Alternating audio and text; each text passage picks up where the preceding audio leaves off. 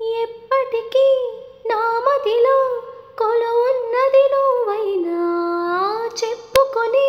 వీలుందా ఆ సంగతి ఎప్పుడైనా